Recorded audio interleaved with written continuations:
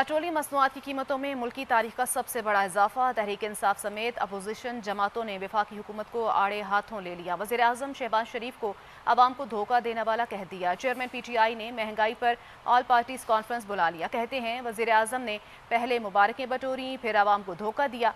आज पाकिस्तान दुनिया में सबसे महंगा तेल फरोख्त करने वाला मुल्क है। अमीर जमात इस्लामी ने पेट्रोलियम कीमतों में इजाफे के खिलाफ मुल्क गिर एहतजाजी तहरीक का ऐलान कर दिया।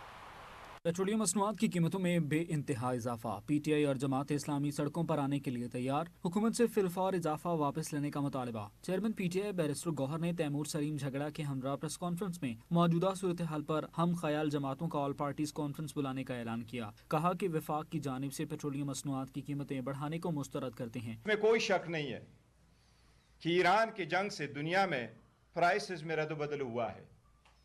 96 कंट्रीज में प्राइस में रद्द-बदल हुआ है।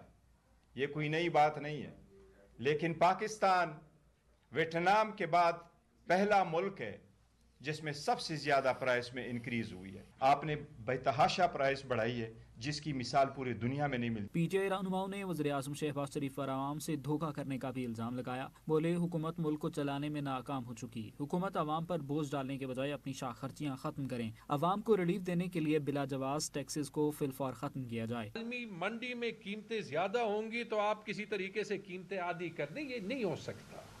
टर्की में पाकिस्तान से सस्ता, चाइना में सस्ता, थाईलैंड में सस्ता, ये सारे वो ममालिक हैं जो मिडिल ईस्ट के क्राइसिस से मुतासर हो रहे हैं। अफगानिस्तान में पाकिस्तान से सस्ता।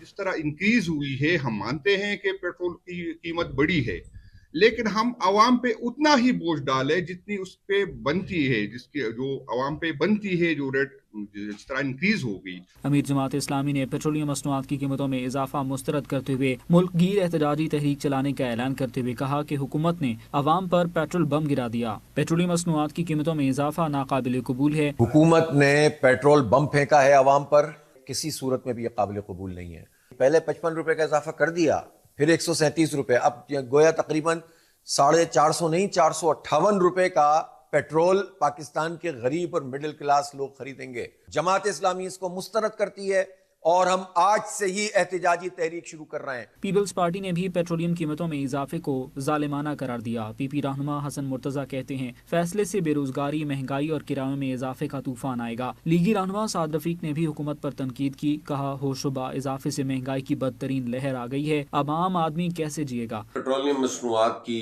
कीमतों में जो सीने पे पत्थर रखकर हुकूमत का फैसला है, मैं समझता हूँ कि उसके इस फैसले ने आम आदमी को तो पत्थर के ज़माने में धकेल दिया है। बेरोज़गारी का एक तूफान आएगा, उससे जो खाने पीने की एशिया में इजाफे का जो तूफान आएगा।